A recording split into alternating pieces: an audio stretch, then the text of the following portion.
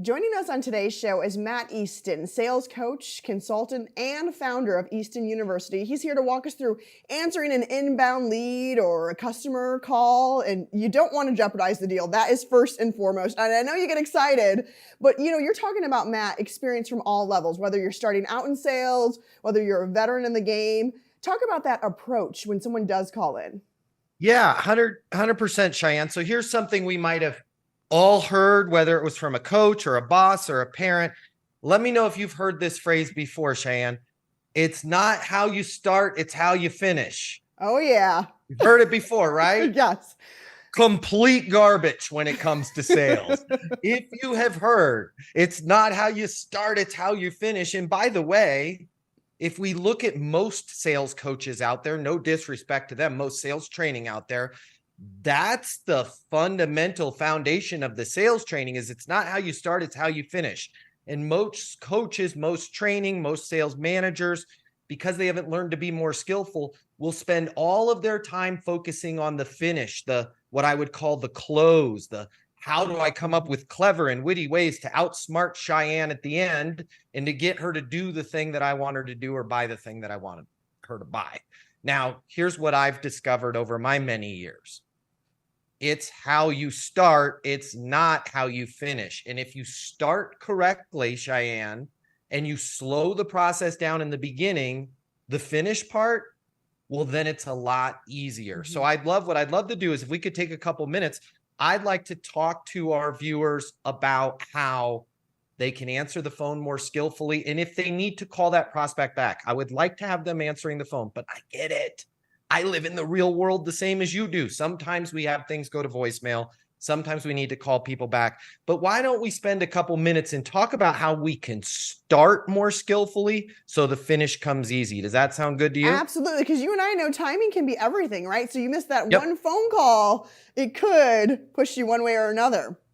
Yes. Let's talk about when you do answer the phone, the thing I don't want them to say. Now, I believe it was Ben Franklin, one of the founding fathers of our country. His brother Robbie coined this phrase when he owned Robbie Franklin's musket and supply store. Okay. It was clever and new back in the 1700s.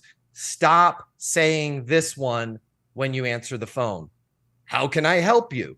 We need to knock off how can I help you? And here's why. Let me explain. Okay. Cheyenne, where have you heard how can I help you before? All over, I feel like. Everywhere. Yeah. 1,000 times a year. Yeah. You're walking through the mall. You go into Banana Republic. How can I help you? I'm all good. I'm just looking. So the minute that we answer the phone, the minute we start a conversation with somebody with the words, how can I help you? Our credibility goes way down, right? Our authority goes way down. Here's the other thing. I'm the sales coach that lays in bed at night thinking about this stuff so you guys don't have to. When you use words like, how can I help you? That's what we would call in the legal realm an implied guarantee. Meaning, when the first words that come out of my mouth with Cheyenne are, how can I help you? You are going to expect that now I'm going to be a robot. I'm going to be a servant to you, and you're going to control the dialogue, the conversation, and I'm going to give you everything that you ask for. Unfortunately, in sales, that's not possible in most cases because we don't know what that prospect truly needs. So when we start the conversation with things like, how can I help you? That's why these things go to just price, availability, all of the things that, we have to get to, but it's more important for me to be skillful and learn what's really going on in Cheyenne's world, like a doctor, so I can prescribe. So instead of saying, how can I help you? Here's what I want everybody to say when they answer the phone. There's one thing that every single caller, I don't care what your business is, every single person that calls into your business wants one thing and one thing only. Can you take a guess at what it is, Cheyenne? I don't know. The best price for whatever product you're slanging? Maybe, right? That's fair. Maybe if they're buying something, but sometimes we have customers that just want to know what are our hours. We have current customers, current clients that want to know where their project is or their vehicle is. We have employees that call in and want to know if they're on the schedule. The one thing when this thing goes off that every single person wants is information. Okay. When you understand that they want information on what your best price is, the information on your availability, information on your location, information on your hours, and you simply pivot from how can I help you to it's a great day at Easton University. What can I get you information on? Now listen to how skillful I am. It's a great day at Easton University. I'm doing that because that's my version of smiling. If you walked into our offices in Denver, Colorado, we wouldn't walk up to you and say it's a great day, but we would smile at you. Okay. So if you're answering the phone and it's your business phone, it's a great day at Easton University. What can I get you information on? Now we're down to business. Now we're in control. Now we're asking them for the information that they like. Okay. Now, once they tell us, we've got to be a little bit more skillful beyond that. Okay. Let me give them some other questions. Hey, I'm looking for pricing on your XYZ. Awesome. I can help you with that. What research have you done on us?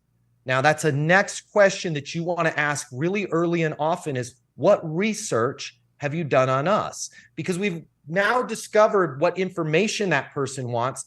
It would also be skillful, important, again, slowing the process down in the beginning will speed up the results in the end, to have that client, that customer tell us where they're at in the sales process. Because if I ask you, what research have you done on us? Your answer could vary from, don't know, found you guys on Google, know nothing about you, right? To which now I know I'm going to have to do a little bit more work. Or they could say, hey, my friend Jim Fitzpatrick, he bought from you guys last week. I want exactly what he has. That would be good to know at the beginning of the conversation. So what research have you done on us? Some more questions that I want, and we don't have to turn this into a whole long segment, but some more questions that I want them to think about, the kind of things that our certified master sales consultants ask in the beginning of their conversations is, what's most important to you, right? Why is that? Otherwise, if you start with, how can I help you? I just wanted to know what you have in stock. I've got 3 of them. Okay, thanks, bye. You're not learning what's the information that that person wants. What research have they done on us? What is their current situation? Okay, what was their biggest reason for calling? What's most important to them? And if you can just be more skillful and ask even just these questions, and we teach a lot more than that over at Easton University, but start with these. What can I get you information on? What research have you done on us? What's most important to you in the blank? Or what's your biggest reason for needing a blank? Find out the answers to that. You're going to be off and running.